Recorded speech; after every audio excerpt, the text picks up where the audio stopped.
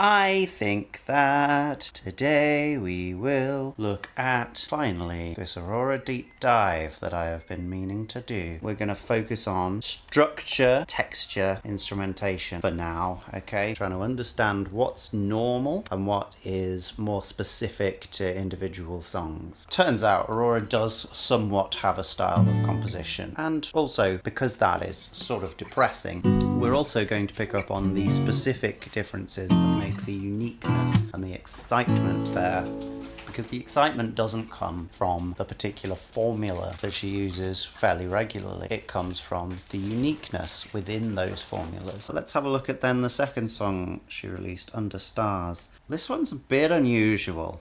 Let's have a listen. Okay, quite a nasal synth sound. So there are a few ways we could count this. I think we'll leave it for now until maybe verse 2. But this is clearly a verse 1, isn't it? And we had a bit of intro of just synth, didn't we? Going quite open sounding, just the one thing. And then Aurora comes in. So again, for this first verse, just Aurora and another instrument, quite sparse.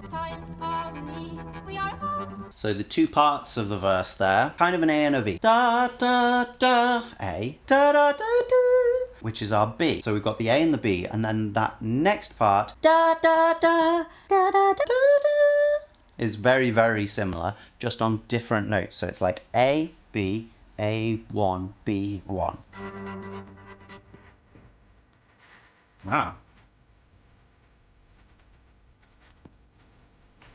Still with just the two instruments, but a change of chords and a change of melody style to a more melismatic one. Under stars, we are alone. So they have similarities in that they are quite forward moving and they're melismatic. And they follow almost the same rhythm. So there's similarities between those two phrases, but the actual trajectory, the melody is very different. So we could call that another A and a B, or we could say their similarities outweigh their differences. So it's an A and an A. Quite short section in comparison to the previous section. So the verse, something like 8 bars, pre-chorus something like 4 bars, and then this definitely a chorus, and we suddenly come in with a much bigger ensemble. That synth, it's sort of doing this panning effect from left to right, which gives the illusion of being more than one instrument in a slightly subtle way.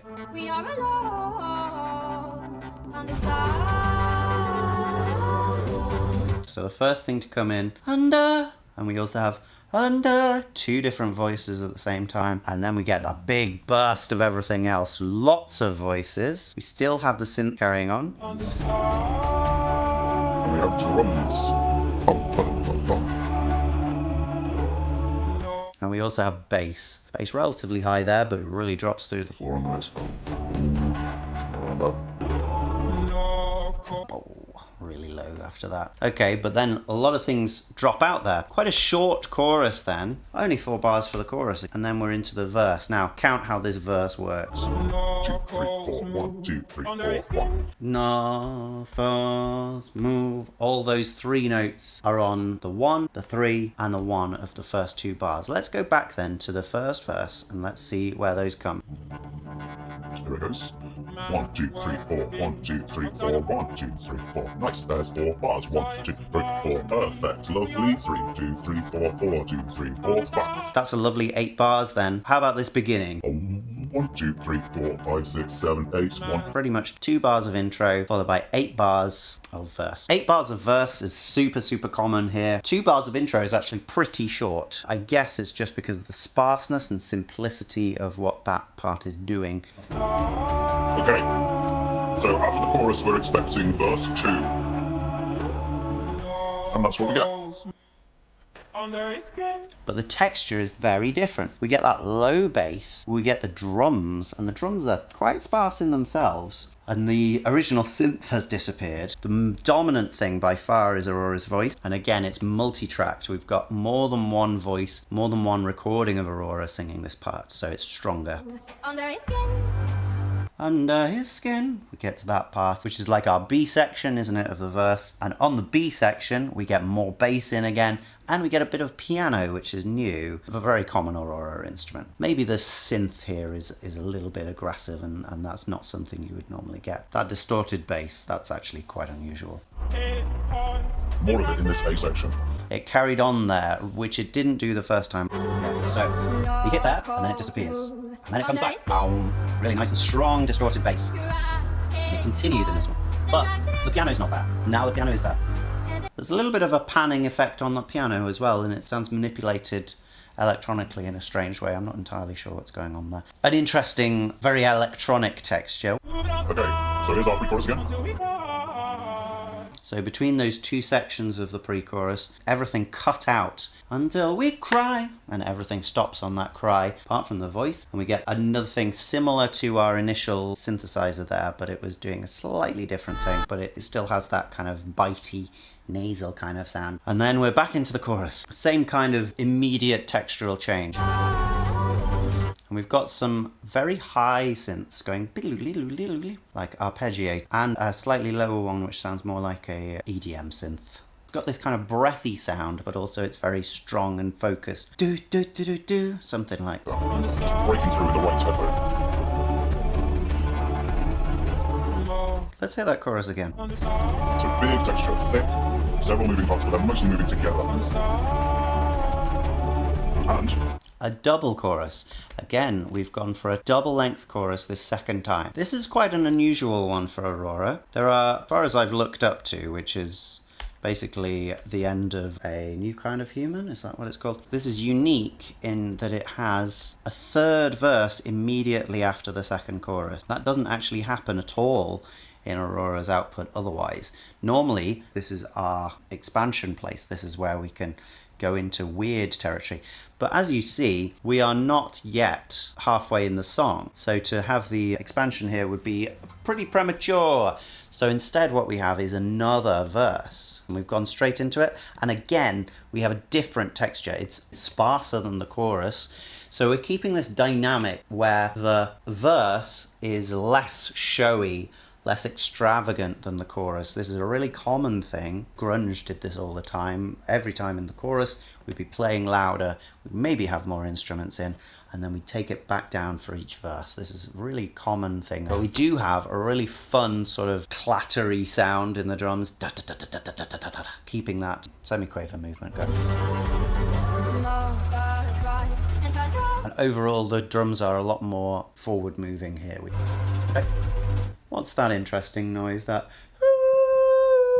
some kind of synthesizer or a voice, but it's lost in the reverb. We can't tell what it is. We've got our distorted bass again, haven't we? we haven't got any piano. Okay, keeping on those textures. The next pre-chorus, very similar to the previous pre-chorus. We keep the textures going into it, the bass, the drums, sound, and then as we get to the things before drop out, and we instead get more synthesized movement. Two different synthesizers, and they sort of fade in and out here as we transport ourselves to the next section, which is another chorus, as it should be. Pre-chorus into chorus, can't have it any other way. We're even thicker now. Those high synthesizers are coming through clearer. We've got much thicker a texture in the middle as well. All those voices. We've got the bass, we've got the drums doing loads more drums.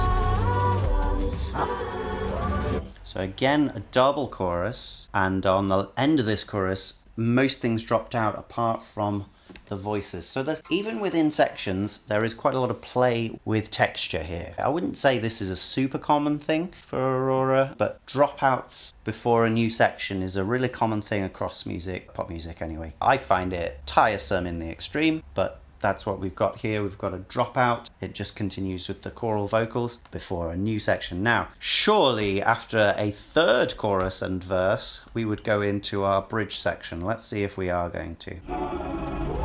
Nice build up of the drums there.